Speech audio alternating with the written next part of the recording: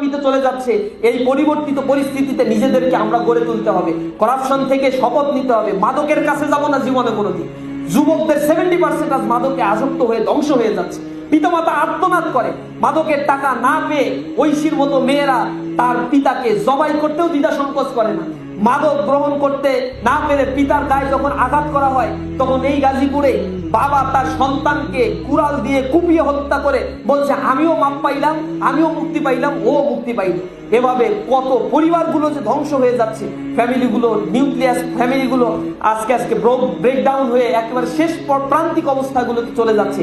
এই সোশ্যাল স্ট্রাকচারকে পুনর্গঠন করা, আমাদের কালচারাল ব্যবস্থাগুলোকে পুনর্গঠন করার জন্য চেষ্টা করতে হবে। পশ্চিমা প্যাক পচা সংস্কৃতি যা আমাদের উপরে চাপিয়ে দেওয়া হচ্ছে, এর বিরুদ্ধে আমাদের সংঘবদ্ধ চিন্তা চেতনাকে আরো বেশি এক্সপ্লোর করার জন্য চেষ্টা করতে হবে।